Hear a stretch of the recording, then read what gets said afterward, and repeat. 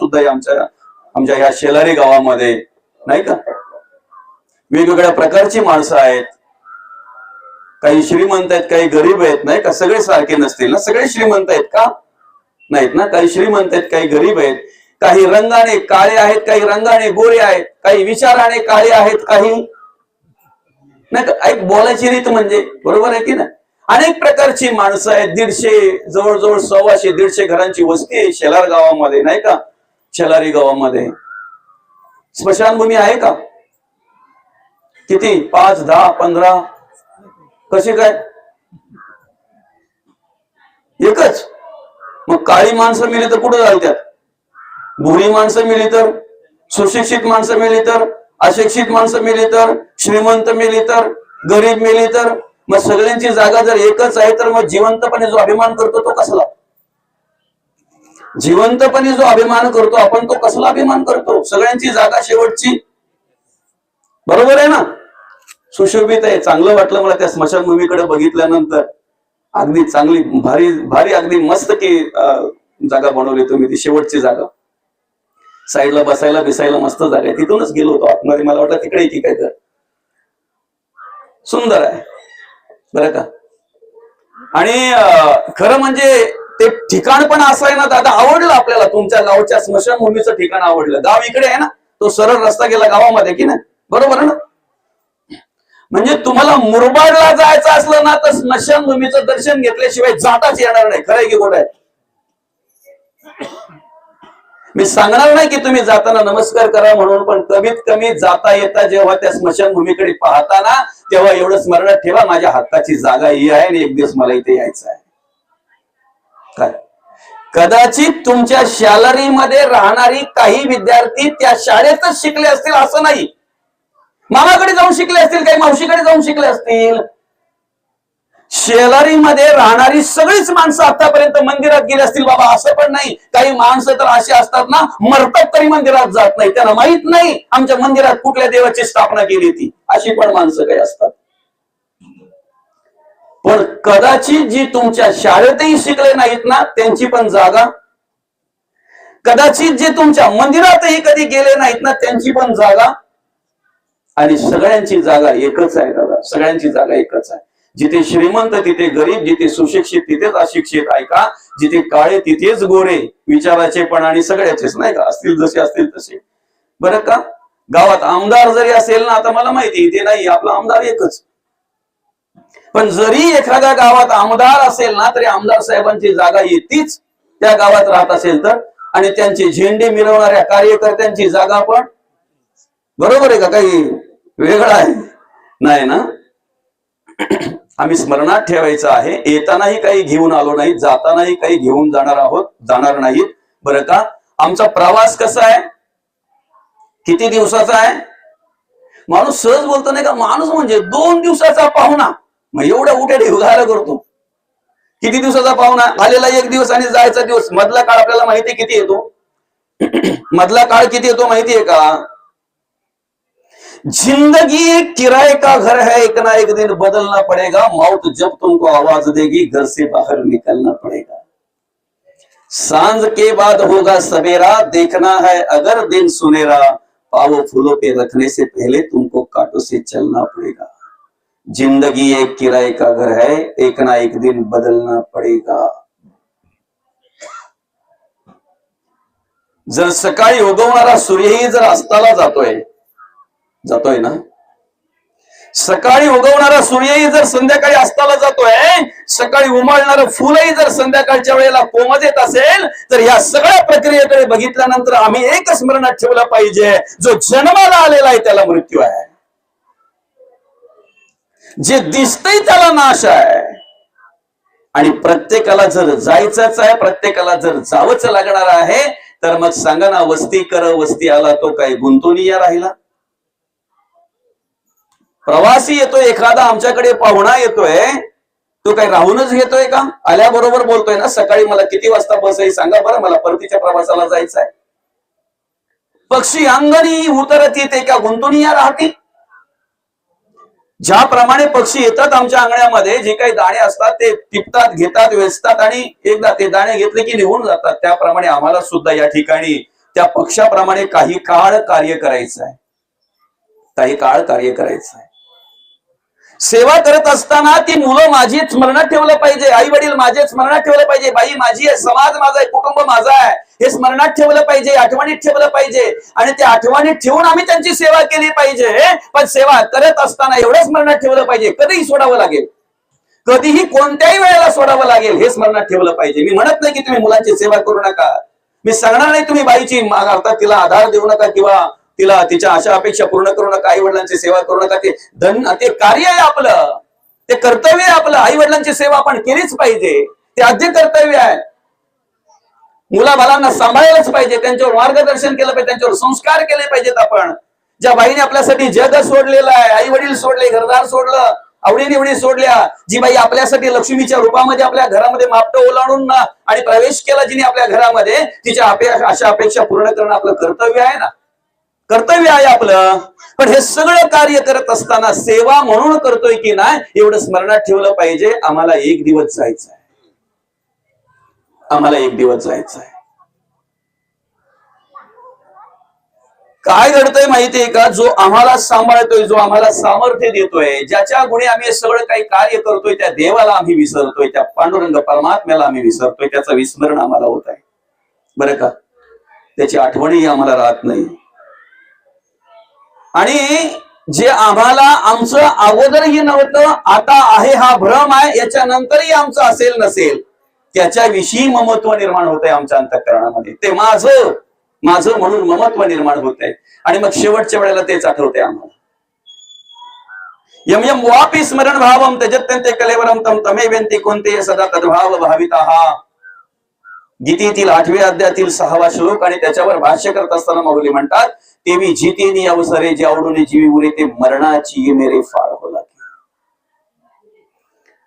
आम्ही ज्याच्यावर प्रेम करतोय, ज्याच्याविषयी ममत्व निर्माण होतंय, ज्याच्याविषयी आमच्या अंतःकरणामध्ये प्रेम निर्माण होत आहे, तेच जर आम्हाला शेवटच्या वेळेला आठवत असेल आणि जे आम्हाला शेवटच्या वेळेला आठवतंय मरणोत्तर जर आम्ही त्यालाच प्राप्त होत असू, तर मग माऊली म्हणतात, म्हणून सदा स्मरावे मातेची तुवा.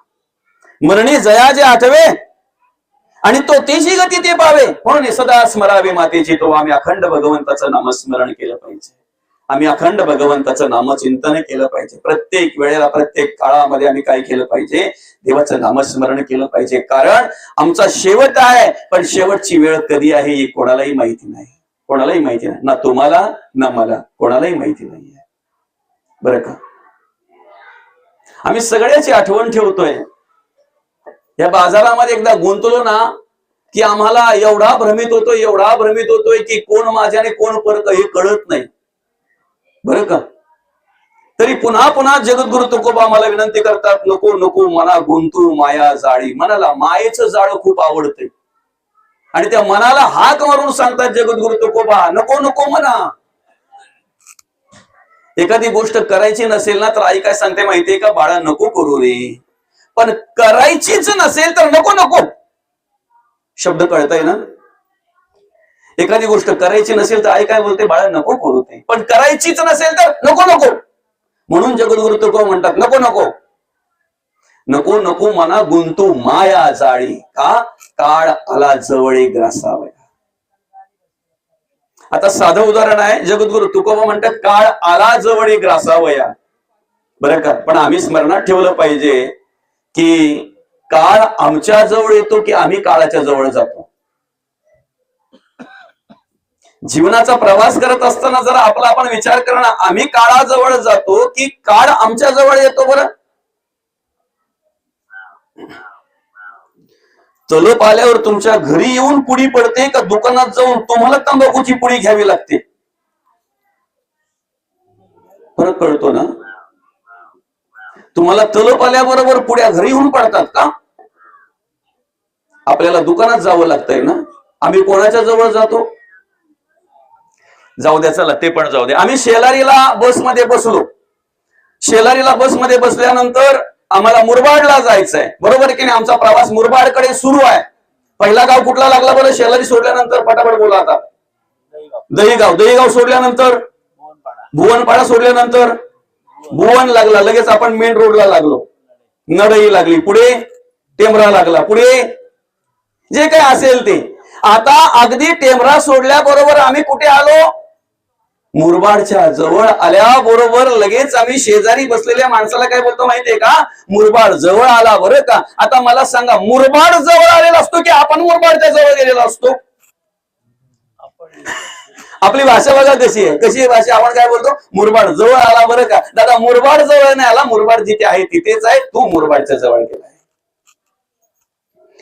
काळाच्या जवळ आज कलियुगामध्ये आम्ही जातो, आम्ही काळाच्या जवळ जातो. संध्याकाळच्या वेळेला जेव्हा तलप येते तेव्हा बाटल्या तुमच्या घरी येऊन पडतात की तुम्हाला अड्ड्यावर जावं लागतंय. आता तुम्ही म्हणाल महाराज तर लय पुढचं आहे बाबा, राहावं लागतंय ना, राहावं लागतंय. काळ आला जवळ एक रसावा आहे, ते आपल्यासाठी काळ आहे की काय आहे? मृत्यूला कोण घाबरतोय माहितीये का? ज्याची तयारी आहे ना तो घाबरत नाही, ज्याची तयारी नाही ना तो घाबरतो. सांगू आता तुम्हाला, ज्याची लाईट मीटरवर आहे आणि प्रामाणिकपणे मीटरवरच जो चालवतो तो वायरमॅन काय लाईनमॅन आला तरी घाबरत नाही. खरंय की खोट आहे? पण ज्याचा आकडा येतो घाबरतो. म्हणजे काका वायरमॅनना लाईनमॅन तर लांबच, पाहुणं आलं कोणच्या घरी तरी पण तो घाबरतो. त्याला वाटतं वायरमॅन झालं काय, आकडा खेचतो ना. मग ते पाहुणं जेव्हा शेजाऱ्यांच्या घरी जाऊन बसतं तेव्हा तो पोराला पाठवतो, बाळा बघ जरा, तेव्हा तो बोलतो त्या पप्प्याचा मामा आहे. हा फुकाटा आकडा खेचला बोलतो आपण. भीती कोणाला आहे? जो तिकीट काढून ट्रेन मध्ये चढलेला आहे ना त्याला टीसी येऊ दे नाही तर अजून कोणीही येऊ द्या ना, काय फरक पडतोय? तिकीट काढून चढलेला आहे त्याला जागा मिळाली की बसतोय बिनधास्त, आणि जागरण असेल तो झोपून पण घेतोय जर स्टेशन लांब असेल तर. खरंय की खोट आहे? पण ज्याने तिकीट काढलाय नाही तो, ज्याला चढतोय त्याला तो टीसी दिसतो. त्या शिर्टिंग वाला असेल आणि काळा ड्रेस असेल मग तर याचा अंगाचा तरकापच होतो. जोपर्यंत तो कुठेतरी स्थायिक होत नाही ना, जाऊन बसत नाही ना, तोपर्यंत याची उचलापटच असते. खरंय की खोट आहे? ज्याच्या गाडीचे पेपर क्लिअर आहेत, व्यवस्थित आहेत, आणि ज्याच्याकडे ड्रायव्हिंग लायसन आहे ना त्याला अख्खा चौक जरी भरलेला दिसला ना पोलिसांच्या पोलिसांमध्ये तरी तो घाबरत नाही. पण ज्याच्याकडे कुठल्याही प्रकारचे पेपर नाहीत ना त्याला काचा लावून गाड्यांच्या मागूनच गाडी काढावी लागते, लपून चोरूनच गाडी काढावी लागते. खरंय की खोट आहे? कोण घाबरतोय? ज्याची कर्म स्वच्छ आहेत ना, ज्याचं जगणं वागणं स्वच्छ आहे ना दादा, तो कधीच घाबरत नाही. मृत्यूला काय कोणालाच नाही, काळाला घाबरत नाही. कारण त्याला माहितीये जे होईल ना ते देवाच्या कृपेने होईल, माझ्या कर्माने नाही होणार. आज आम्ही कर्माने संपतोय ना हे दुर्दैव आहे, कर्माने संपतोय ना हे दुर्दैव आहे बरं का. म्हणून मी कुठेही गेलो ना की प्रत्येक वेळेला सांगत असतोय, जी म्हातारी माणसं आहेत ना, आता हे बाबा वगैरे बघा मस्त अगदी, म्हणजे जी वृद्ध माणसं आहेत ना त्यांचा आदर्श आमच्यासारख्या तरुणांनी घ्यायला हवा. कारण त्यांनी खूप संघर्ष केलेला आहे जीवनामध्ये, खूप वेगवेगळ्या प्रकारचे दुःख सहन केलंय, हाल अपेष्टा सहन केल्या. त्यांचं जीवन जे होतं ना, त्यांचं लहानपण, त्यांचं तरुणपण त्यांनी जर आपल्याला सांगितलं ना तर आपण विचार करतोय की आज आपण किती आनंदाचे सुखाचे दिवस भोगतोय, किती सुखाचे दिवस भोगतोय. त्यांनी संघर्ष केला, दुःख सहन केलं, हाल अपेष्टा सहन केल्या, जीवनाचा मार्ग शोधला, आणि आजही ते शेवटच्या श्वासापर्यंत जगण्यासाठी मार्ग शोधतायत, जगण्यासाठी प्रयत्न करतायत, जगण्यासाठी प्रयत्न करतायत. आज आमच्या बहुजन समाजाचा जर विचार केला ना, आपल्याच मग त्याच्यामध्ये सगळीच आली, आमची कुणबी आली, आगरी आली, कोळी आली, लोहार सुतार सगळेच आले, कुंभार बरं का. 25-25, 30-30 वर्षाची मुलं आत्महत्या करतायत, मुली आत्महत्या करतायत. कितीतरी प्रकरण अशी पाहायला मिळतात आम्हाला, कितीतरी प्रकरणं पाहायला मिळतात. कुठेतरी आमचा प्रवास बाजूला होतोय, कुठेतरी आमचा प्रवास जो आहे तो प्रवास चुकला जातो, प्रवास चुकला जातो. मार्गदर्शन, संगत, राहणं, जगणं, वागणं, आणि हे सगळे आमचेच सगळे. इतरत्र तुम्हाला इतर ठिकाणी इतर धर्माचे, इतर जातीचे, विशिष्ट प्रकारच्या समाजाची तुम्हाला मुलं त्या ठिकाणी पाहायला मिळणार नाहीत. मग विचार केला पाहिजे आम्ही अंतःकरणपूर्वक, तर बाबा हे का आम्हाला आमच्या जीवनामध्ये का पाहायला मिळत आहे, हे का घडत आहे, याचा विचार आम्ही केला पाहिजे ना. प्रवचन काय टाइमपास साठी असते का? कीर्तन टाइमपास साठी असतात का? गाथा गीता ज्ञानेश्वरी टाइमपास म्हणून दिली का आम्हाला? चला माणसानं कलियुगामध्ये काही टाइमपास नसेल म्हणून तुकोबांनी काय दिलंय आम्हाला? ते परिवर्तन घडावं म्हणून दिलंय. दुर्दैव एवढंच आहे, दगड एकदाच मंदिरात जातो त्याचा देव होत आहे, माणूस रोज जरी मंदिरात गेला तरी परिवर्तन घडत नाही, बदल घडत नाही. हे दुर्दैव आहे, दुर्दैव आहे. किती प्रवचन श्रवण केली म्हणजे आमच्यामध्ये बदल घडेल? किती कीर्तन श्रवण केली म्हणजे आमच्यामध्ये बदल घडेल? सांगा ना. कधीतरी बदलायला पाहिजे ना माणसाने, कधीतरी बदलायला पाहिजे की नाही? कधीतरी विचार करायला पाहिजे ना की माझ्या जीवनाचा मार्ग जर मी क्रमण करतोय, माझ्या आयुष्याचा मार्ग जर मी क्रमण करतोय, तर कसं जगावं, कसं वागावं हे त्याला कळायला नको? प्रत्येकाला कळायला पाहिजे ना. आमचा जन्म कुठे व्हावा नाही आमच्या हातात नव्हतं, आमच्या हातात नाही. जन्माचा सोहळा कसा झाला हेही आम्हाला माहिती नाही, पण ऐका, मृत्यूचा सोहळा आमच्या हातात आहे. जन्म झालेला आहे, मृत्यू 100% सत्य आहे. जन्म आणि मृत्यू याच्या मधल्या काळाला आयुष्य म्हणतात. आयुष्य किती असावं हे आमच्या हातात नाही, पण आयुष्य कसं असावं हे आमच्या हातात आहे. आयुष्य कसं असावं हे आमच्या हातात आहे ना. आयुष्य कसं असावं याचा अभ्यास जर आम्हाला करायचा असेल तर त्यासाठी आम्ही तुकोबांना अनुभवले पाहिजे, तुकोबांना वाचले पाहिजे, गाथा वाचली पाहिजे. आमचं आयुष्य कसं असावं हे जर आम्हाला वाटत असेल, आम्हाला याची जर ओळख घ्यायची असेल, तर त्यासाठी आम्ही काय केलं पाहिजे? माऊली ज्ञानोबांना वाचलं पाहिजे, ज्ञानेश्वरी वाचली पाहिजे, आम्ही अमृत अनुभव वाचलं पाहिजे, संतांच्या वाङ्मयाचा अभ्यास केला पाहिजे. अरे एकीकडे याच नरदेहामध्ये येऊन माऊली ज्ञानोबा योगी यांची माऊली, संपूर्ण जगाची माऊली, वयाच्या अवघ्या 16व्या वर्षी ज्ञानेश्वरी भावार्थ दीपिका ग्रंथ आमच्या हातात देतात, आम्हाला देतात. ज्ञानेश्वरी ग्रंथाची रचना करतात. बरं का? हिंदवी स्वराज्य संस्थापक राजे शिवछत्रपती वयाच्या अवघ्या 16व्या वर्षी तोरणा किल्ल्यावर पहिलं स्वराज्याचं तोरण बांधतात, वयाच्या अवघ्या 16व्या वर्षी. जगद्गुरु तुकोबांचा सुद्धा कार्यकाळ बघा ना, 1608 ते 1650, अवघा 42 वर्ष कार्यकाल जगद्गुरु तुकोबांचा. तारुण्यात परमार्थ केला, तारुण्यामध्ये देव कार्य केलं, तारुण्यामध्ये धर्म कार्य केलं. आम्हाला सुद्धा त्या तारुण्याचा वापर, त्या तारुण्याची मस्ती, त्या तारुण्याचं सामर्थ्य आम्हाला देवासाठी, देशासाठी, धर्मासाठी खर्च करता आलं पाहिजे, करता आलं पाहिजे. आज दुर्दैव एवढंच आहे की तरुण पोरं आमची व्यसनाधीन झालेली आहेत. तरुण मुलं आज मोबाईल मध्ये ऑनलाईन गेम खेळून बर्बाद होत आहेत, कर्जबाजारी होत आहेत. तरुण मुलं आज व्यसनाधीन होऊन, नको त्या वासनेअधीन होऊन जीवन बर्बाद करतायत, आयुष्य उद्ध्वस्त करतायत. आमच्या समोर आमचा समाज बर्बाद होतोय, आम्हाला कळत नाही. आमच्या समाजातील तरुण मुलं आज बर्बाद होताना आम्हाला पाहायला मिळतात. कारण काय आहे? आम्ही तुकोबा फक्त गाथेपुरते मर्यादित ठेवले, आम्ही माऊली ज्ञानोबा फक्त ज्ञानेश्वरी पुरते मर्यादित ठेवले. आम्ही हिंदवी स्वराज्य संस्थापक राजे शिवछत्रपती फक्त आणि फक्त त्या जयंती पुरतेच मर्यादित ठेवले. जयंतीच्या नंतर मात्र आम्ही विसरूनच जातो. त्या दिवसानंतर एकदा दिवस पालटला ना की आमचे विचार हे सगळे पालटले जातात, बदलले जातात. तात्पुरता फक्त आम्ही विचार करत असतो. झेंडे घेऊन मिरवणे फक्त याला धर्म म्हणत नाही, याला धर्म कार्य म्हणत नाही. डीजेवर मोठमोठ्याने गाणी वाजवणं आणि गावभर नाचणं याला धर्म कार्य म्हणत नाही. कुठे दिलंय आणि कुठे लिहिलंय, कुठल्या शास्त्रात, कुठल्या ग्रंथात, मला सांगा जरा. 3-3, 4-4 जयंत्या ज्या महाराजांच्या आम्ही साजऱ्या करतोय, आज त्या महाराजांचा एकही गुण तरुणाने घेऊ नये, एकही गुण त्या तरुणाकडे पाहायला मिळू नये. 3-3, 4-4 जयंत्या हिंदवी स्वराज्य संस्थापक राजे शिवछत्रपतींच्या आम्ही साजऱ्या करतोय, एकही गुण त्यांचा आमच्याकडे नसावा. आम्ही अनुभवलं पाहिजे, आम्ही वाचलं पाहिजे, आम्ही जगायचं, वागायचं कसं हे शिकलो पाहिजे. तिथून याचा अभ्यास आम्ही केला पाहिजे. दादा, रस्त्याचा प्रवास करत असताना अनेक मार्गदर्शक भेटतील, अनेक लोक तुम्हाला रस्ता सांगतील. मी सुद्धा विचारतच आलोय ना, उशीत पासून शेलारी पर्यंत. पण जीवनाचा मार्गक्रमण करत असताना मात्र तुम्हाला तुमचा रस्ता निवडायचा आहे स्वतः, आणि स्वतः प्रयत्न करायचे त्या रस्त्यामध्ये प्रवास करण्यासाठी. तोच आहेस तुझ्या जीवनाचा शिल्पकार. नवे नवे माऊलींच्या भाषेत सांगायचं म्हटल्यानंतर, आपुली आपण करा सोडवण संसार बंधन तोडावे. आम्हाला स्वतःला प्रयत्न करायचे आहेत, आम्हाला स्वतःचा उद्धार करून घ्यायचा आहे.